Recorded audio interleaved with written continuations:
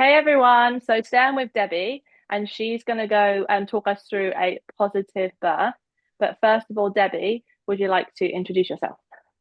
Thank you, Becca. And first of all, thank you very much for letting me do this. I love talking about birth, and I could talk about it for a very long time. So hi to everyone who doesn't know me. I am Debbie Willis from Better Birth and Baby and Antenatal Academy, and I am a pregnancy coach, birth educator, and hypnobirthing practitioner.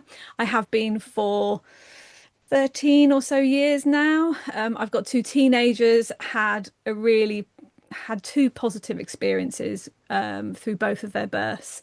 And to cut a long story short, I was working in corporate as an environment manager and an principal environmental consultant, and got made redundant in my role and had a bit of a what should I do with my life moment, and loved talking about birth and loved talking about how positive my birth experiences were. They were both quite different, but both really positive, and decided to retrain and haven't looked back. I love doing what I do, and I get the most amazing birth stories back from the clients that I support. So, yeah, any opportunity to talk about birth, I'm here. It's Love really it. great because as someone who has a 2-year old and is also now pregnant, I think it's such a needed thing. And with like a lot of people having babies as well. So 50% is the population, and I don't know what percentage of those have babies, but it's quite a big thing, isn't it? So I think it's really Mm. needed that it's we're able to talk about it. And I'm excited today because I've got a few questions to ask you, which I personally think um a lot more women want to know the answers to. Perfect. Love it. So if we go through the first question, what are the most important things you think women should know about birth? Oh, what a great question. There are so many things. Let me try and kind of narrow it down. I think the biggest thing to that I want to remind every woman about is that you're made really, really well for birth. You're designed so perfectly for birth. So if you're feeling like you're not in any way during pregnancy, remind yourself that you are designed really well. The only reason your pelvis is designed in the way it's designed is to kind of hold babies and birth babies, for example. And the problem we have nowadays is putting trust in that process.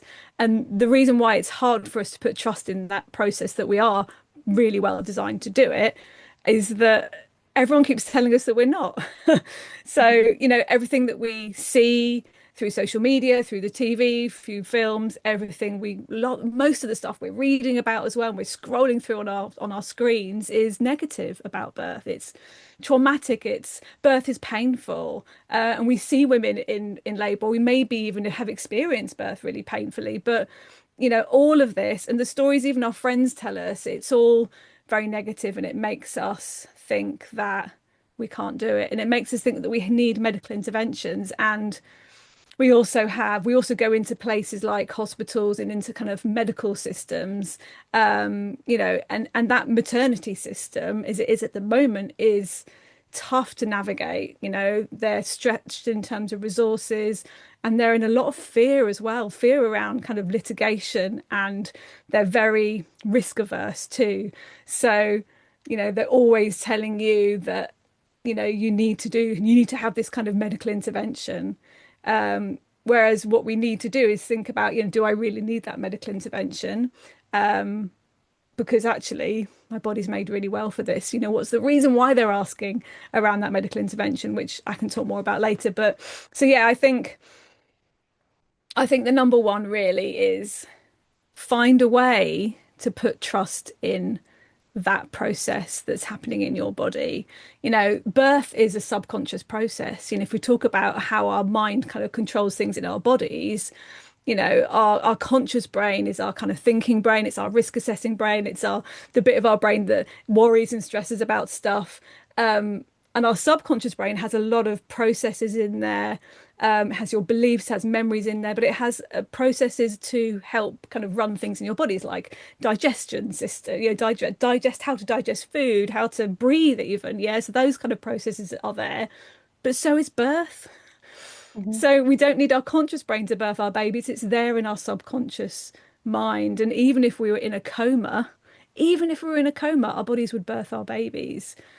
Um, but in today's modern birthing system, it's really hard to put trust in that system, you know. So I would say my kind of top tip is maybe find a way to trust in that process, whether it's changing what you're reading and looking at, whether it's education. Yeah, find a way to do that. Does that make sense? Yeah, and I suppose that's what you do for women, isn't it?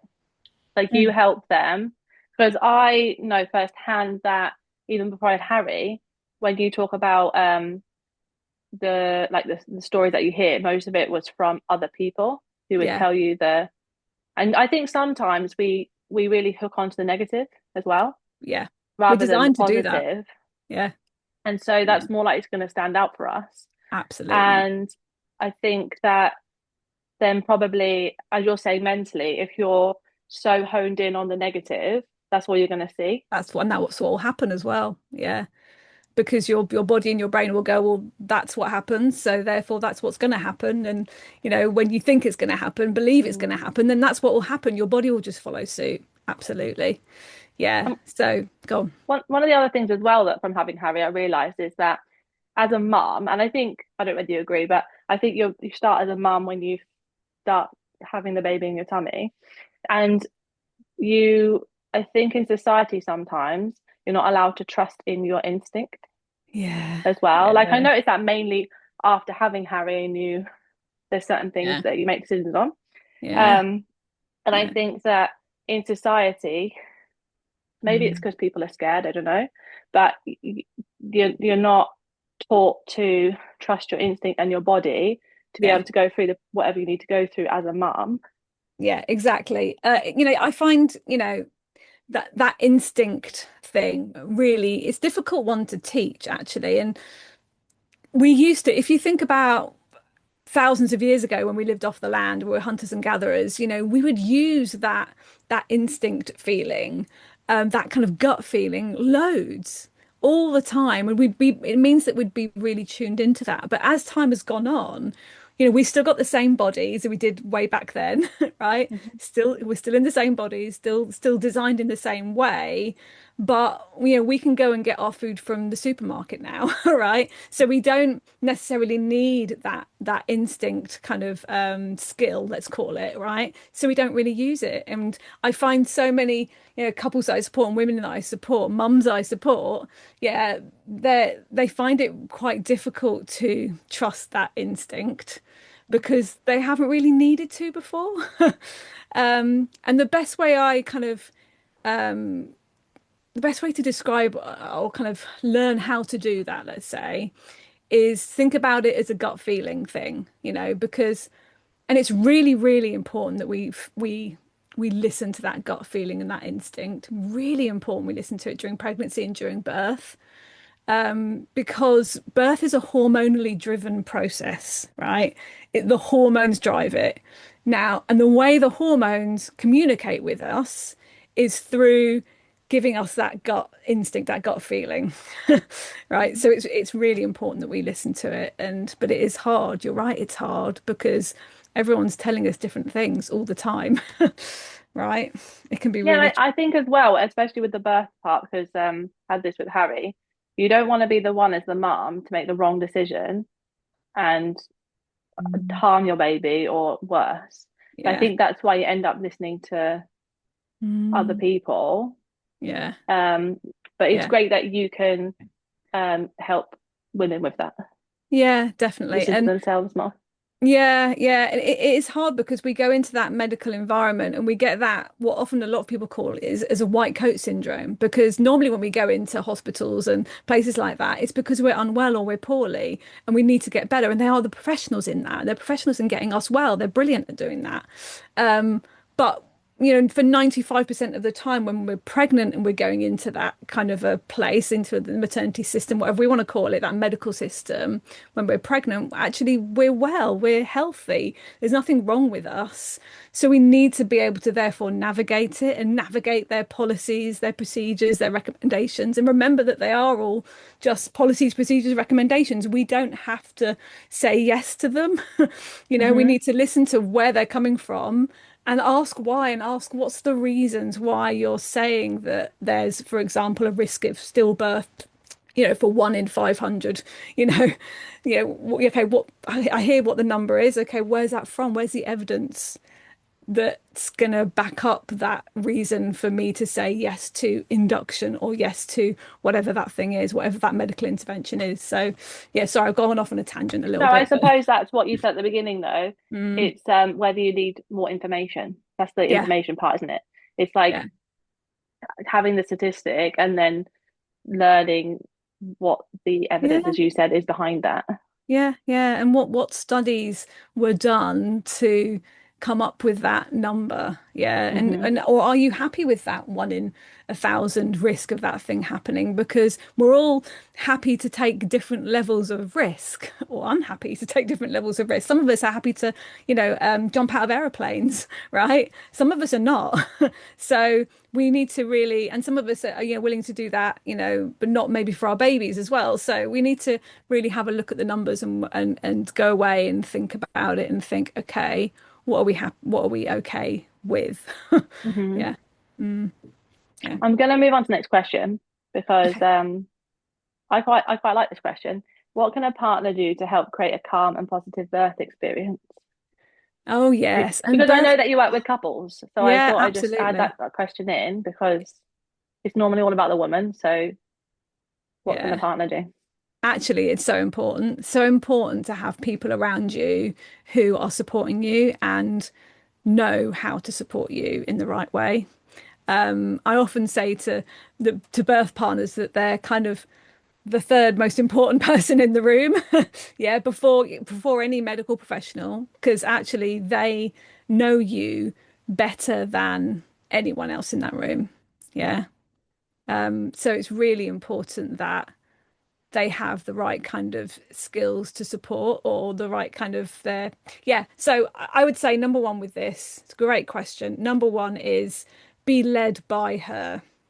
I will always say this, be led by her, because so many birth partners kind of go, well, I'm not sure, I don't really know what to do. There must be something I need to do, right? And a lot of the time it's just listen, because when we're in that kind of birthing zone, I often call it, when we're in labor, you know, if a mum says, I need that thing, then she needs that thing, right? If she says, I really don't want that thing, or I don't want to smell that thing, or do that, it means she really needs you to do that thing.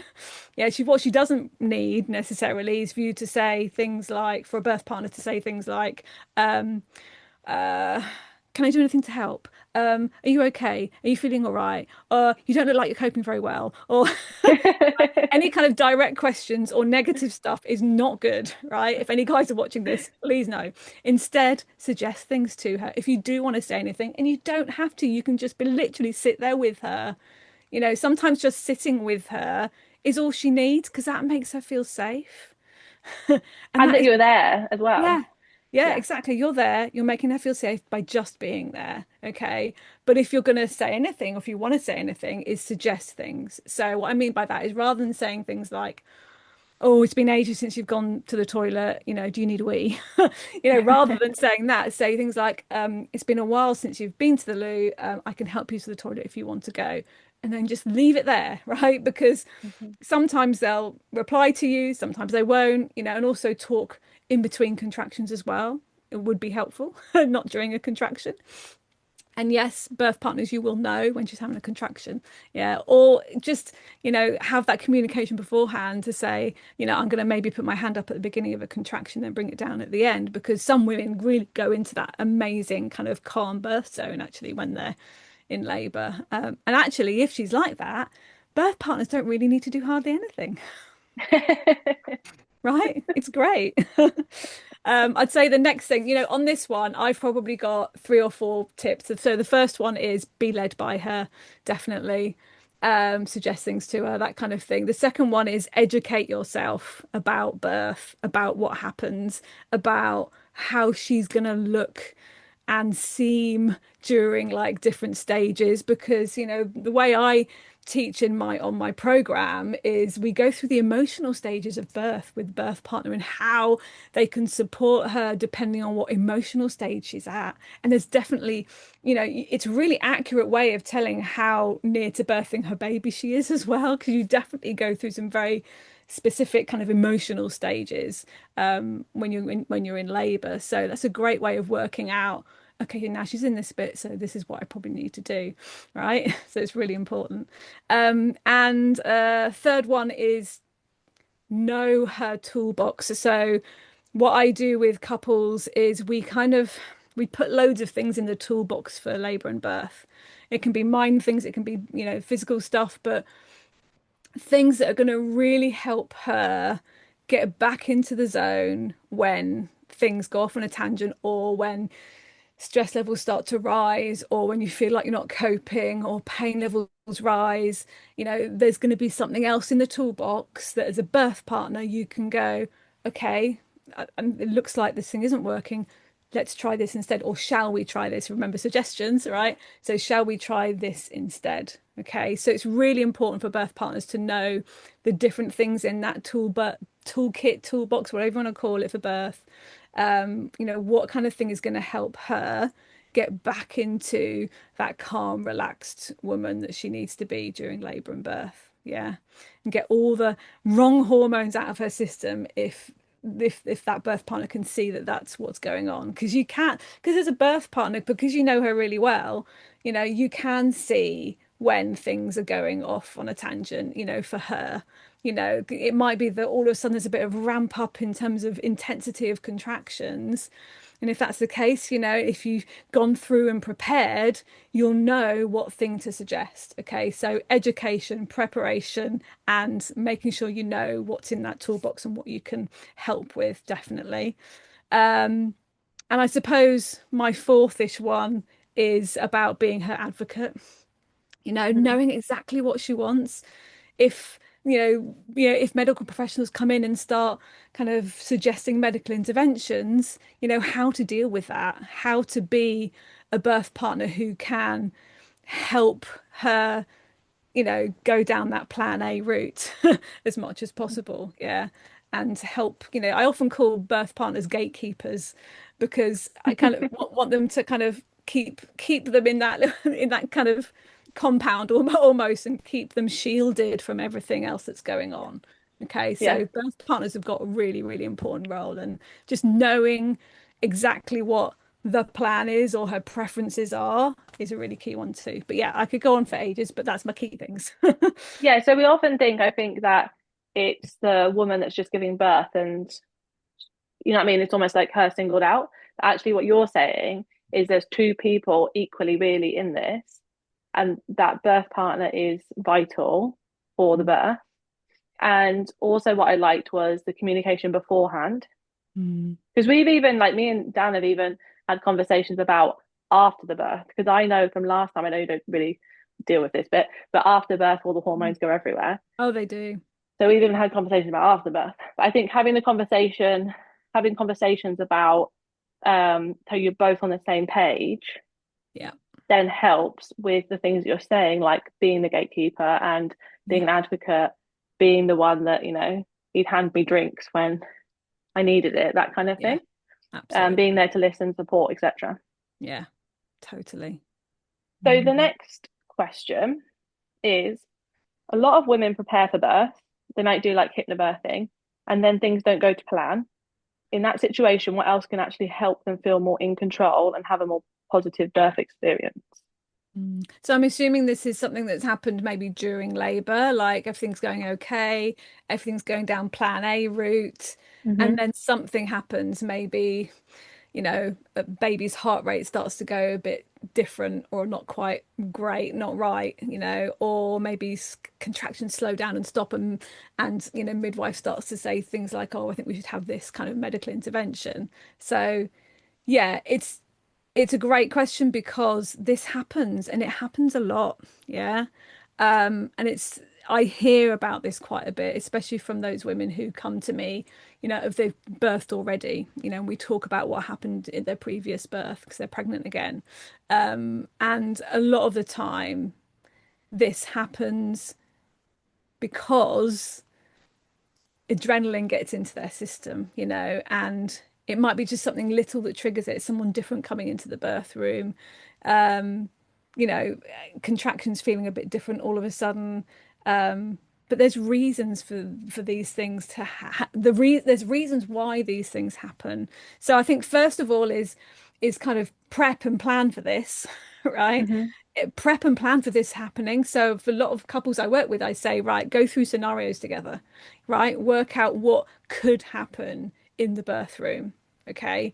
What the different things that could happen, like they come along and say, okay, contractions are slowed down, we're going to give you some artificial hormones to speed things up again. Okay, what's the questions that you're going to ask at that point to help you know that if it's the right thing for you and your baby, right? Because you want to make sure you're making decisions from an evidence-based perspective, right? So that it's the right thing for you and your baby, and you feel right about making that decision afterwards as well when you look back.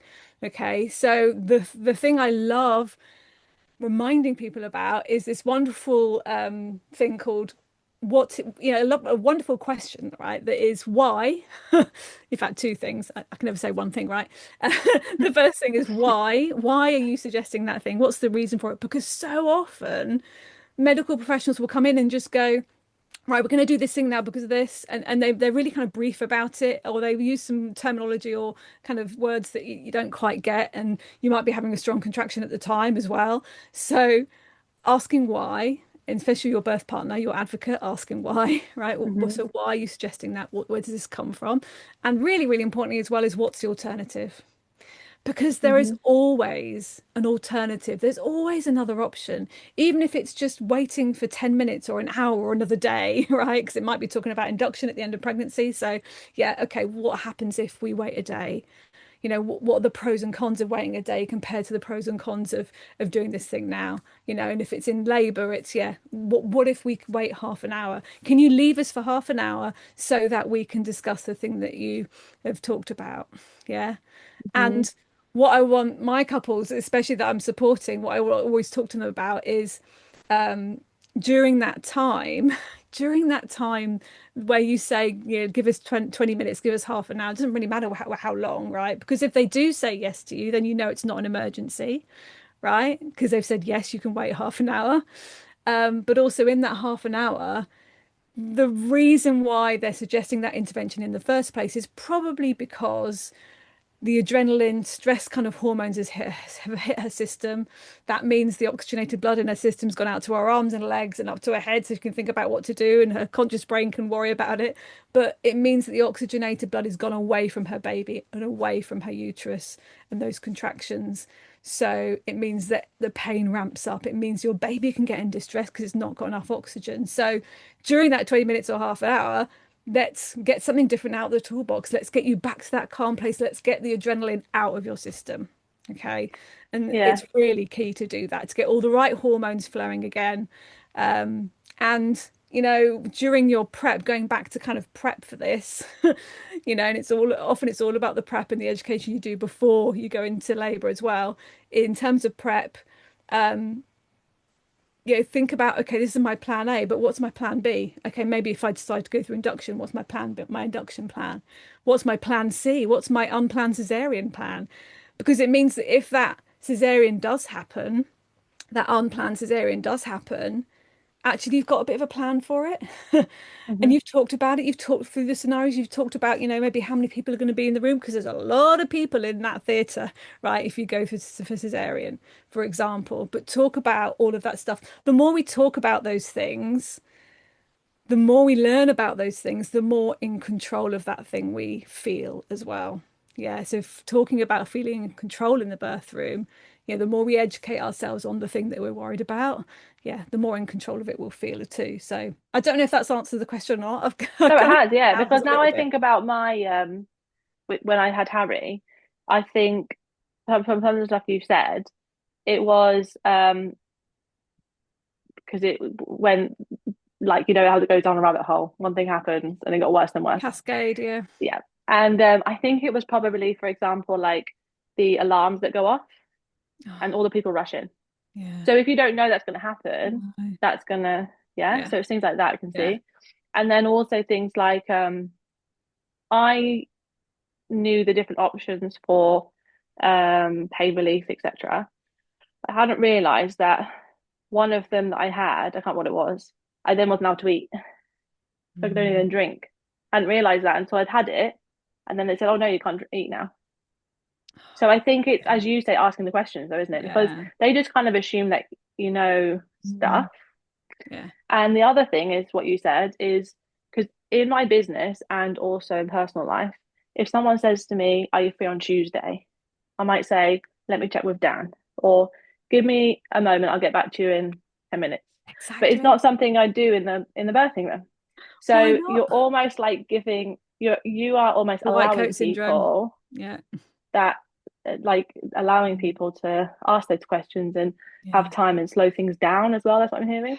Yeah.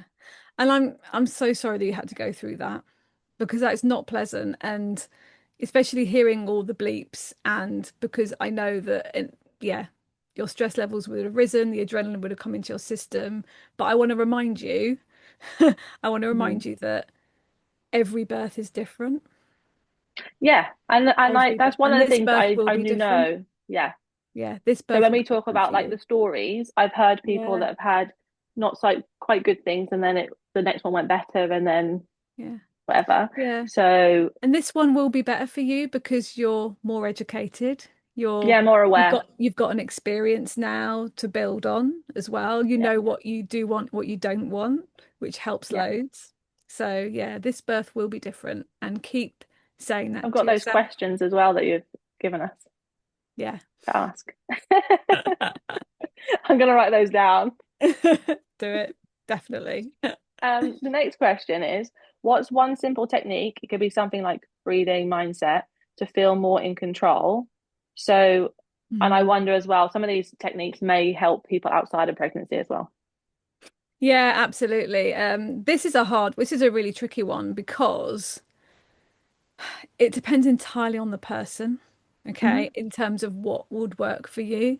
Because I've had some of my clients who breathing isn't the thing for them. Yeah, there's I've tried breathing techniques and it doesn't really work for me. And in fact, if anything, it gets me stressed and gets me to kind of start to hyperventilate. So I can't really do it, which is fine. That means let's try something else, right? So I think my first tip for this is find the thing that works for you. And it's why I go through so many different things on my program, because we need to find that top two, three, four, five things to Hmm. put in the top of your toolbox that's going to really help you to calm everything. Okay.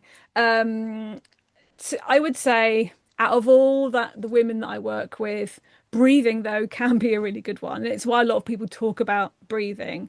Um, the science, if you go to the science and what the science says about what can really help you get into that calm place and switch off your conscious brain, which is really important when you're in labor and birthing your babies, because that's the bit of your brain that is the stress bit and it will get the wrong hormones flowing into your system. So it's really important we switch that off or get it focused on something. Okay.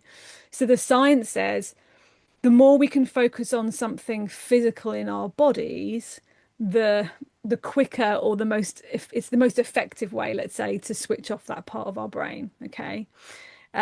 So actually focusing on either breathing or relaxing all your muscles or both will be really, really helpful.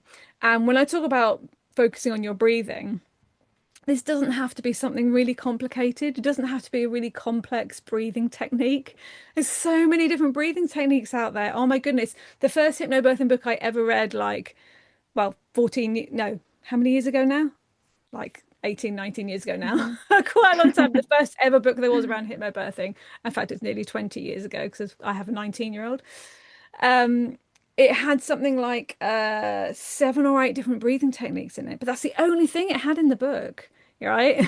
But it had like up breathing, down breathing, J breathing, S breathing, contraction breathing, sleep breathing, loads of different breathing techniques, and they were complicated. Okay, some of them were more complex than others. The thing I'm trying to get across here is it doesn't have to be complicated. The most simple level here is just closing your eyes and focusing on breath going in and breath coming out, right? That is Hmm. it. Just slowing everything. And then the next stage to that is slowing it down. So slowing down your in breath, slowing down your out breath. Sometimes elongating your out breath can really help lower your kind of stress levels and get you calm quite quickly as well. And then the next stage, which is still keeping it really simple, is counting through your breath, right? So counting out to say, I don't know, five, six, whatever you want, even up to 10 or even more than that. And then counting in as well, up to whatever you like. Some people count out to 10 and into 10. Some people are out for six and in for four. The numbers don't matter. The key thing here is you're focusing on something and you're focusing on calming your body and calming your nervous system and focusing on something physical in your body, which the science says works really, really well. And it does. Yeah, we know this. Most of us have done this already. Closing our eyes, focusing on our breathing, slowing it down.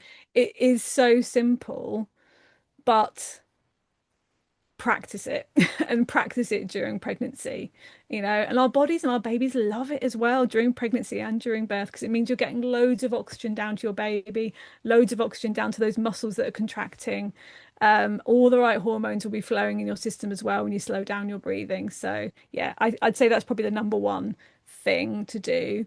But with a huge caveat, which is we are all different, and it's really important that you learn what works for you. Okay. And some people know even now when they're pregnant, I know the thing that makes me relax and it's listening to that piece of music, right? Which is Hmm. great. Put that in your toolbox, it's going to be at the top, right?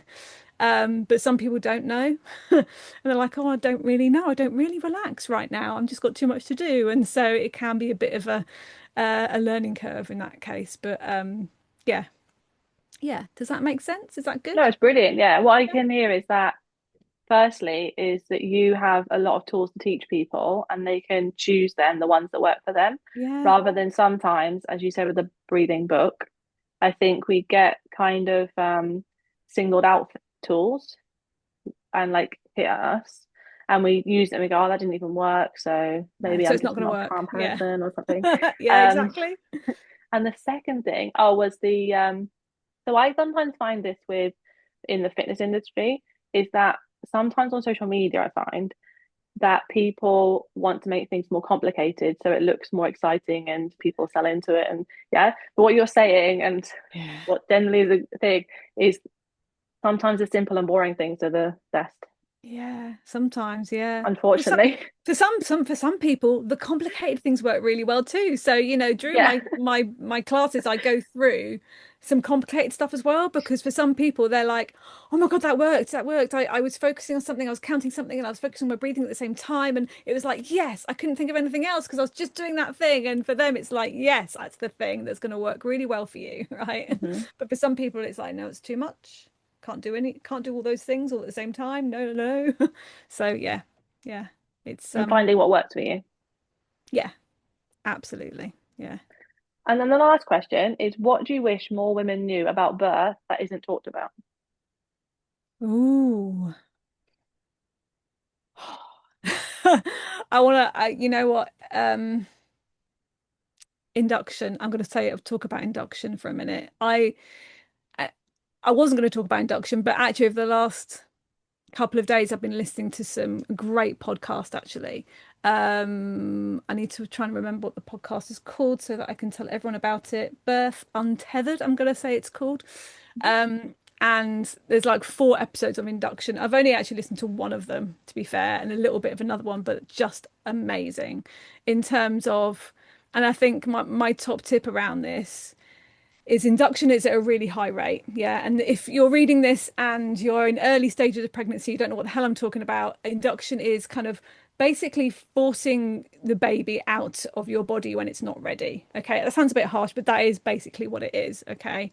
And induction rates are really high at the moment. They're like 50%, between 30 and 50%, depending on, ironic, weirdly, where you're birthing your baby. So that just speaks volumes, I think, as well. But I haven't got enough time to go through lots of details about induction right now. But the key thing here is know what you're going into, ask all the questions. They push induction quite a lot in the medical system at the moment because they're really risk averse. They see you as that one in a thousand when you're sat there in that appointment or sat on that phone call, whatever. They will literally think you're that one person that thing could happen to, or that one person thinking that thing could happen to your baby. So they're always going to push that thing. But then you've got to go away and think, okay, is that the right thing for me? And don't just weigh up the pros and cons of kind of not going through induction. Do pros and cons of both going through induction and not going through induction. Weigh up all the options and all the alternatives. Ask the questions. Please just ask all the questions, especially the why. Yeah, why is it that you're suggesting induction? Because I'm carrying a baby that, the scans say that it's a little bit larger than the average, right? Because, in today's maternity system, we're too large, or our babies are too large, or our babies are too small, or we're too old. Or Hmm. whereas actually we're not. We're still really, really capable of birthing babies, and our babies are designed really well as well to be birthed, So ask all the questions around induction. It can be tough going through induction, but also if you do decide to go through induction, remember that there's some things you can do to help you have a positive experience as well. And a lot of the things I've talked about today will help you have that positive experience going through induction too, if you do decide to do it. But please be aware of what induction entails, where the numbers are coming from in terms of risk, and go into it really with your eyes open, if that makes sense. Yeah, so again, you're saying information, ask questions to Yeah, gain more information as well. absolutely. Yeah. Yeah. And and like as you said before, don't be afraid to pause before you make that decision. Yeah, And if don't you be go scared of doing that. into the situation knowing all the information, it's then easier because, as you said about the white coat syndrome, Yeah. And they you then really do don't. push as well. They're really Yeah. pushing because they are really scared of, they're in fear of litigation, like I said before. So, the money that goes out on taking, medical system to court is huge, absolutely huge. It's all about money at the end of the day. So they desperately they want to control that kind of process. Okay. But it doesn't Hmm. mean you have to say yes to it. Okay. Just, yeah, it's good to know kind of, and the reason I'm kind of suggesting listening to that particular podcast that I mentioned is because it goes through all of the background and the why that they're talking to you about induction, and the history behind it and everything, and all of the stats from the evidence around it too. So it's definitely worth, excuse me, having a listen to that as well. Hmm. Yeah.